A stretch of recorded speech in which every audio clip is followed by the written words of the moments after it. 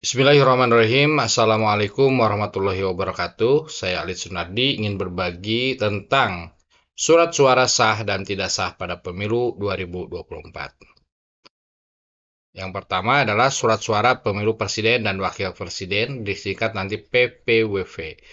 Surat suara ini dinyatakan sah jika surat suara ditandatangani oleh Ketua KPPS dan tanda coblos pada nomor urut foto nama salah satu pasangan calon, tanda gambar partai politik dan atau gabungan partai politik dalam surat suara.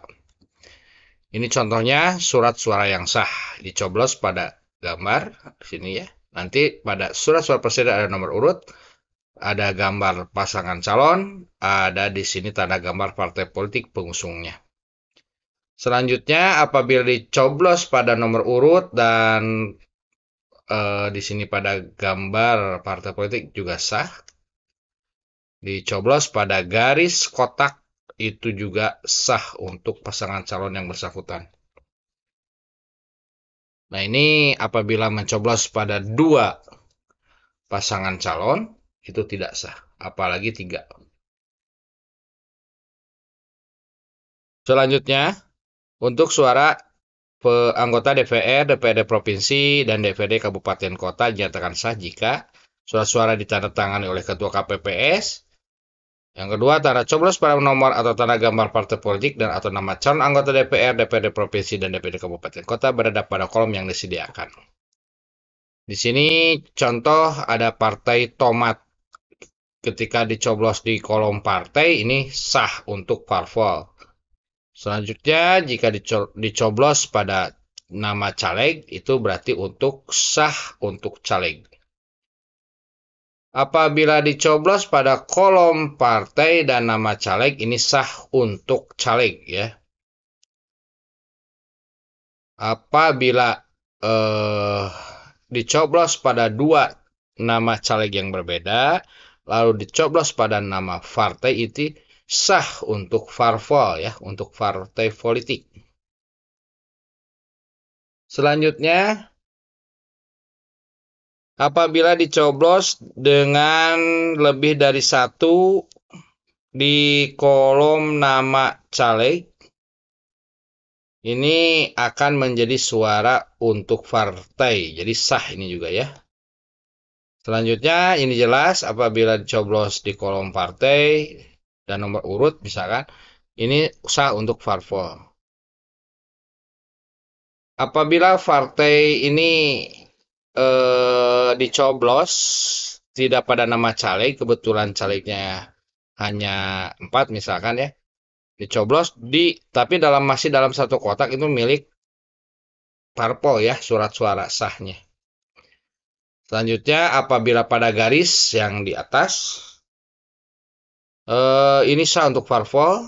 Namun apabila berada pada garis yang sejajar dengan kolom, ini sah untuk caleg ya, untuk caleg. Misalkan di sini caleg nomor 1, berarti ini sah untuk caleg nomor 1 apabila di garis ini. Apabila mencoblos berada di antara dua caleg, tepat pada garis di antara dua caleg ini sah, surat suaranya sah, tapi untuk parpol.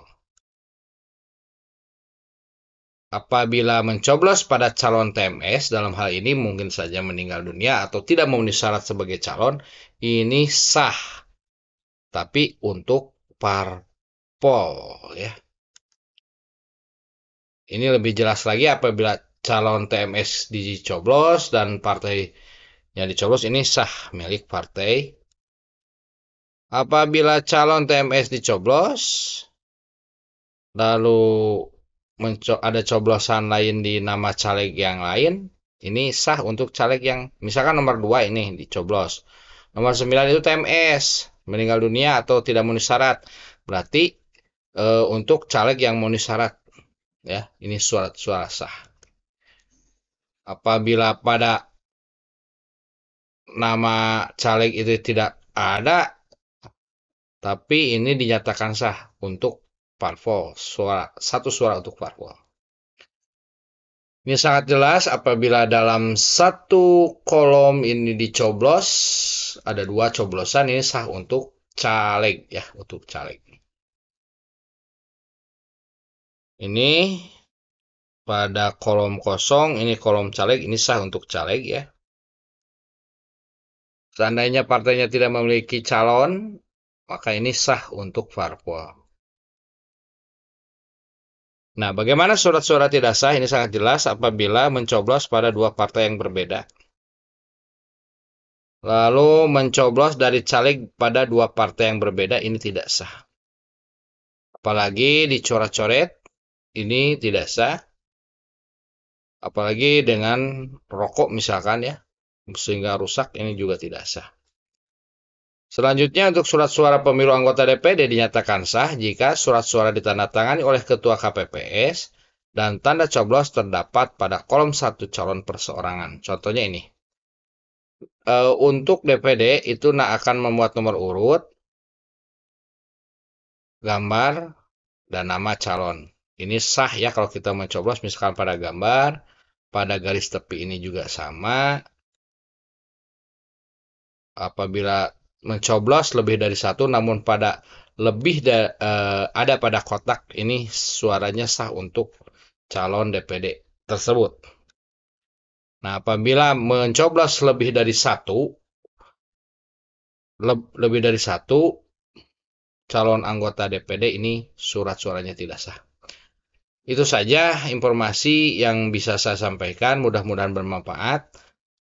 Terima kasih. Assalamualaikum warahmatullahi wabarakatuh.